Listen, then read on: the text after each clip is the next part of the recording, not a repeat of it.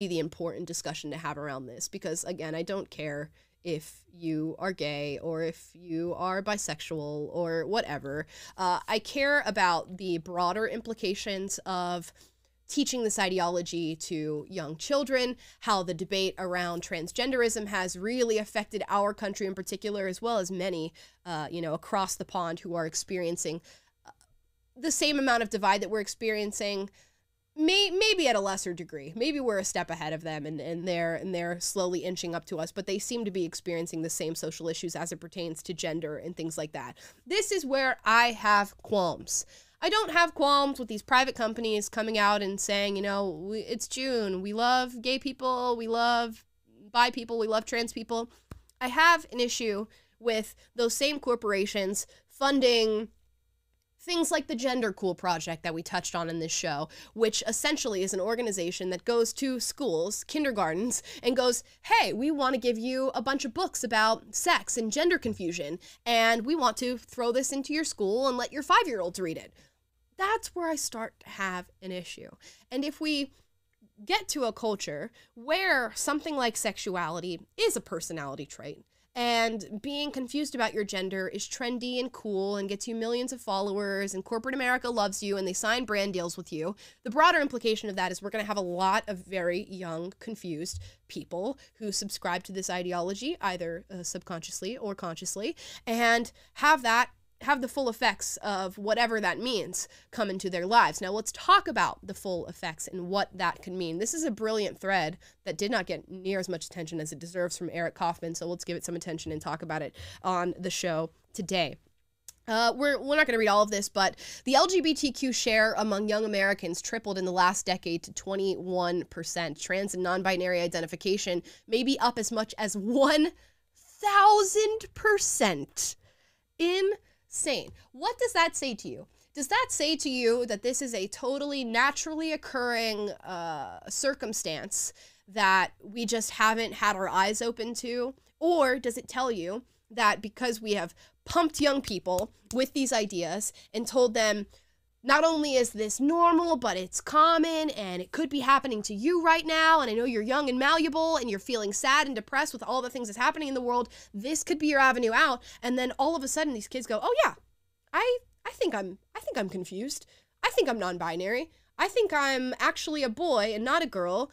I think I'm gay. I think I'm bi. I think I'm trans. All of these different things. And now we're seeing this exponential uptick in young people going, yep, and when surveyed, I don't know what gender I am, and I am also gay.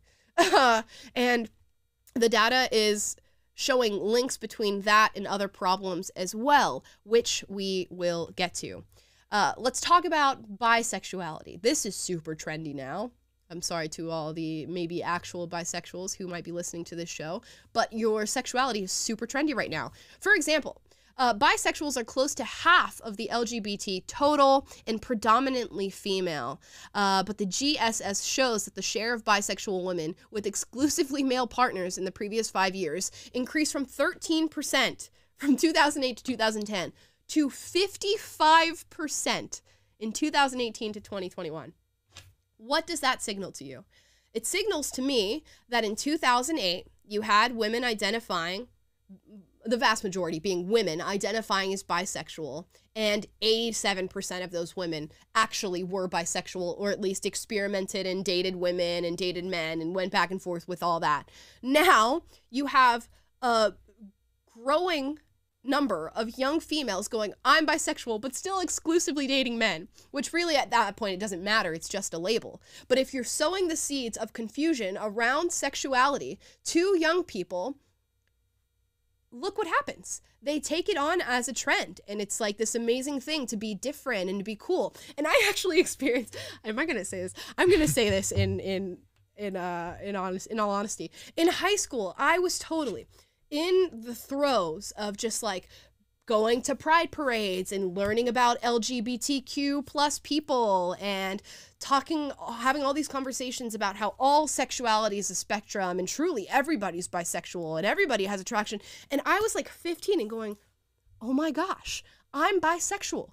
I'm a bisexual female. So much so that I even told people, like, hey, I'm a bisexual female. Like, that is the reality that I have. And now in retrospect, I just look back at it and go, well, no, I was exclusively attracted to guys, had crushes on guys, have only ever dated men or been interested in dating men. But it was so trendy and so cool to go, guys, I'm so different and I have to come out of the closet. Oh my gosh.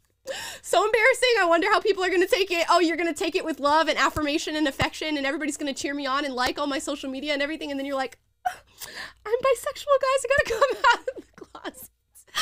That's exactly what is happening here. And the data is showing that the women who are coming out as bisexual are, the majority of them, exclusively dating men. And I was like, let me do a little field test of this. And I just want to check something real quick. And all I did was go to TikTok and type in the word bisexual into the search. Do this at your own risk.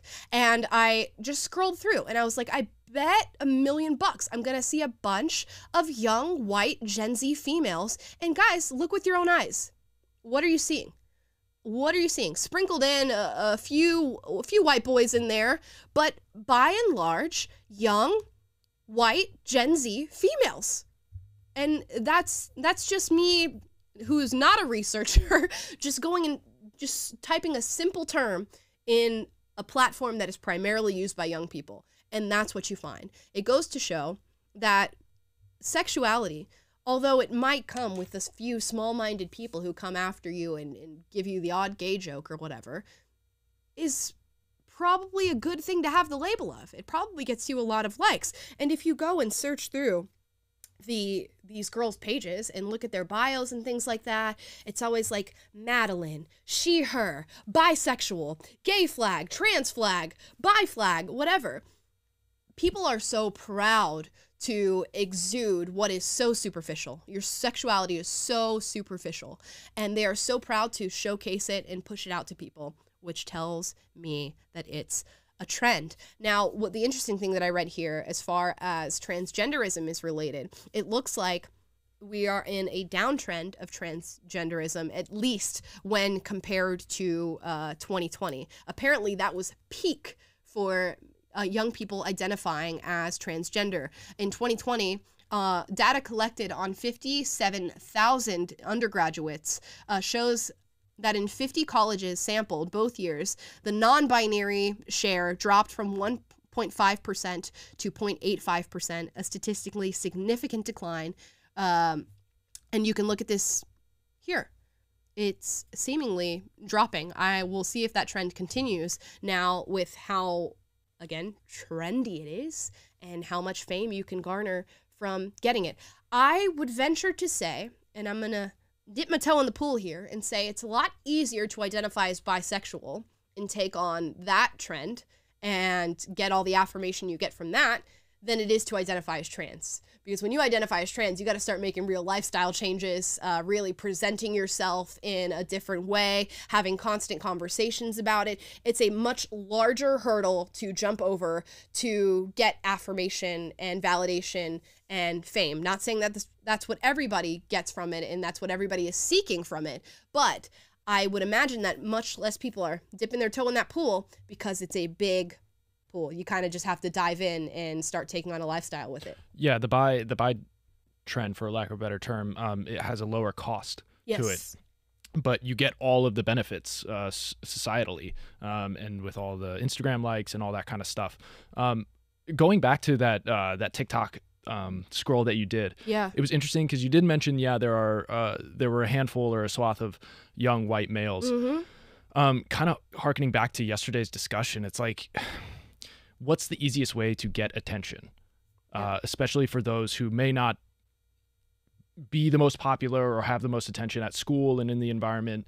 This is just low-hanging fruit, again, for lack of a better term, to gain those points. And it's so sad to see that people are willing to sacrifice just to gain that recognition. Right. It's one of the easiest things that you can do. Like I said, I did it. Insane to even think about. And I didn't even think about this until I looked at what we were going to talk about today. And I was like, That is crazy. And what it shows you, and why I like to have conversations on this show about just like trying to understand people who go through this and who do this, is that nobody is immune to it. You are literally not immune. And we can all sit on our high horse and be like, I would never be indoctrinated. I would never be that stupid. I would never do something like that. You don't know that.